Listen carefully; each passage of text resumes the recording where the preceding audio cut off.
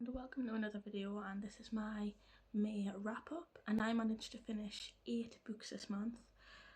3 of them I can't seem to find, and those 3 books are children's books. One of them I think is called I Have Chickenpox. My child doesn't actually have chickenpox, but it was a book that was given, so I had a quick read through. Another was called What's That Noise, where a little boy he has a box and he's playing a game. What's that noise? And then by the end he needs a bigger box because there's too many things. And the third one is a book called Fart Zoo, and I very much enjoyed that one. My daughter enjoyed that one the most as well. That one's very funny and it rhymes, so if you come across that Fart Zoo book in a bookshop for your child, it's a picture book, it's really fun and really silly. I also listened to a dramatised version of 1984 by George Orwell, and the dramatised version on Audible is phenomenal. I gave it, I believe, 4 stars on Goodreads. I think 4 stars, but the dramatisation was perfect. Unbelievable. I highly recommend that, partly because it just makes it more, not necessarily readable, but more like much easier to kind of process the book, I believe. The first physical book that I read was a book called The Three Sisters by Heather Morris. This is a historical novel based on 3 sisters from Slovakian Jewish families, and they are called Livia, Sibi and Magda, who all survived the horrors of Auschwitz and the Holocaust. They promised their father that they would protect each other at all costs and stay together, and they did just that. Despite being separated briefly on multiple occasions, despite the unimaginable suffering, forced labour and constant threat of death in these camps, they managed to reunite and eventually find freedom and managed to rebuild their lives in Israel. I did particularly get quite sad throughout several parts of the book that were genuinely horrifying, and I gave this 4 stars on Goodreads. I think our first couple of books were written a little bit better, but this one was genuinely also very good. It is a powerful testament to love, survival and the strength of family, and I recommend, if you are even remotely interested in people's perspectives of war, of during concentration camps and things, it's always a story that is worth listening to, because many people have been affected by this and were affected for the rest of their lives. The next book that I managed to read was 61 Hours by Lee Child, and Jack Reacher is a former military police officer, and he gets stuck in a small town in South Dakota, and Reacher gets caught up in a dangerous situation involving a secret military facility, a vulnerable witness and the drug cartel. And as a deadly storm approaches, it is a countdown to uncover the truth behind everything that's going on. And with this book, the title refers to its countdown to its climax at the end, and I enjoyed the climax, to be honest. It's something that was well deserved to a certain character. All good stuff. I gave this one 4 stars as well, I believe. It was very good, it just wasn't my favourite as a vibe, but otherwise very, very good. The next book is a book called A Boy Called Saul. I'm not sure how to say his name, but anyways, it is a novella that delves into the complex character introduced in Cummins' earlier works, possibly called, oh actually I don't know, there's multiple books on the back here, but anyways, he is raised in an abusive household. He is a sharp yet troubled teenager with a profound connection to nature.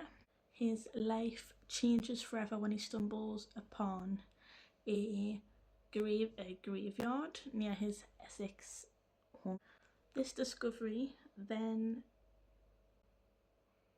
prompts former detective Etta Fitzroy, now residing in New York, to come out of her retirement and investigate a missing persons case. Their paths cross again, rekindling a connection formed 2 years prior. During the harrowing case of 5-year-old Clara Foyle's kidnapping by a serial killer, and as the case unfolds, Saul is forced to confront his past and to make a difficult decision about trust and loyalty. And this book is part of, as you can see, the Quick Reads program, and I read this as part of the Mary Shelley Book Club because after the previous months I needed something that was quick and easy, and I didn't read the book that this is connected to at all, and to be honest I don't think you really need to because it doesn't actually spoil anything. It does make reference but doesn't spoil anything of the book that it's connected to, but it does give you a glimpse into the author's writing and whether you're going to like it or not.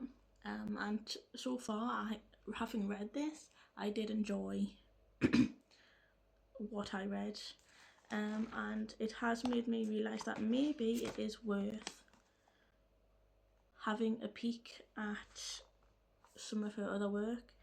And some of the other work is The Collector and All of Us Are Broken. I'm just not sure which of her books is the one that's connected to this. I can't remember if I gave this 4 or 5 stars, but I did enjoy it. And the last book that I have just managed to read today, and this is 2 days before the end of the month, and that is The Pumpkin Spice Cafe. It's The Season to Fall in Love by Laurie Gilmore. And this book is a cosy autumnal romance in a small town called Bream Harbour, and the story follows Jeannie Ellis, who has inherited her cafe from her aunt and relocates from Boston to embrace a fresh start. And then she finds herself immersed in the quirks of a small town, including running a bustling cafe and navigating the close-knit community's dynamics. Amidst this, she comes across Logan, the village's grumpy yet dynamic farmer, and he avoids all town gossip at all costs, but he is drawn to Jeannie's upbeat attitude, leading to a slow burn romance. It is celebrated for its grumpy to sunshine dynamic, small town setting, heartwarming themes of found family and personal growth. It is a cozy feel-good romance with a touch of space. So be aware there is a little bit of space. But I gave this 5 stars on Goodreads, I believe. I did enjoy this. It was very cute, very cozy, and I did like some of the little bits of humour and things in here. And this is it's the first book of a series called the Dream Harbour series. I believe some of the others are called the Cinnamon Bun Store, the Christmas Tree Farm, and the Strawberry Patch Pancake House. And I don't think each one continues with this story at all. I think it is different stories from what I've looked at online, which hopefully is still okay, because I liked these two characters and the people they interacted with so much. It was just really cute, and I liked it.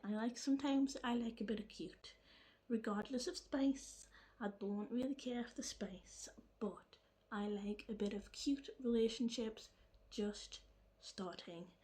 So anyways, I'm gonna let everybody go do their thing, and I will see you all soon. Let me know if you've read any of these in the description below, and thanks for watching.